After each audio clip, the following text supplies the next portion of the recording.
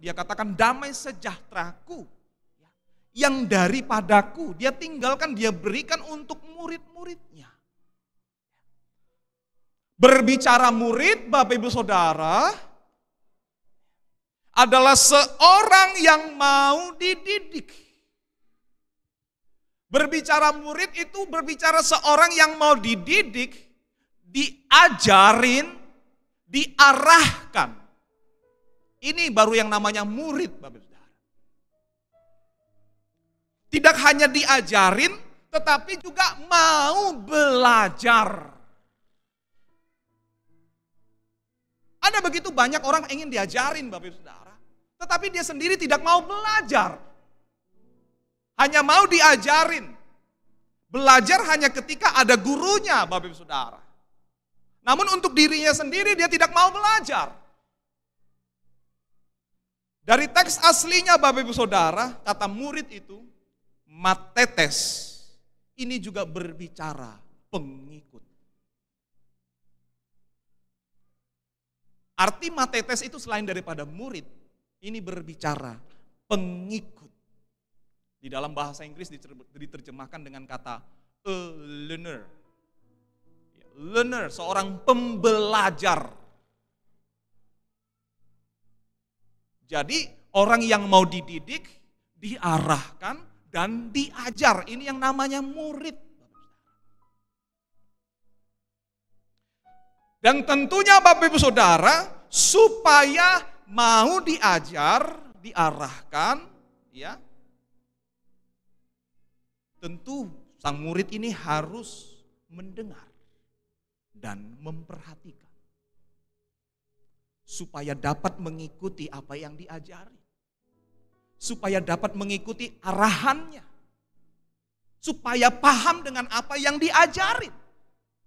Harus mendengar dan memperhatikan, Bapak Ibu Saudara. Sehingga lewat itu terjadilah bahwa murid ini akan semakin berkembang. Nggak ada murid yang tetap kelas 1 terus menerus, Bapak Ibu Saudara. Berarti bukan murid itu namanya, Bapak Ibu Saudara. Kalau kelas 1 terus menerus. Kalau TK terus menerus, masa TK terus, Bapak Ibu Saudara, diajari BA, PA, Bapak. Masa gitu terus, Bapak Ibu Saudara? Terus menerus TK, terus menerus kelas 1. Berarti tidak mau diajarin, tidak mau diarahkan, Bapak Ibu Saudara, dan tidak mau belajar. Tentunya Bapak Ibu Saudara, perkembangan seorang murid itu ditentukan dari kelulusannya dalam ujian. Kalau yang namanya murid itu pasti menghadapi ujian terus menerus. Tidak ada habisnya.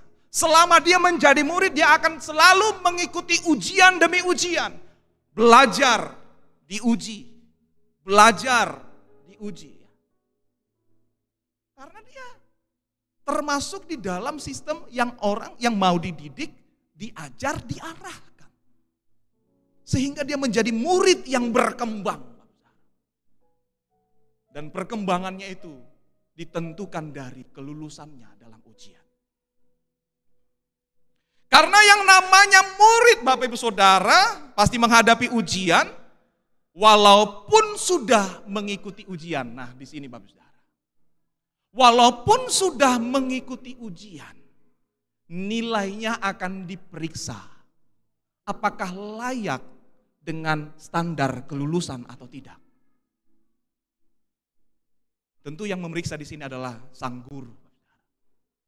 Demikian juga hidup kita.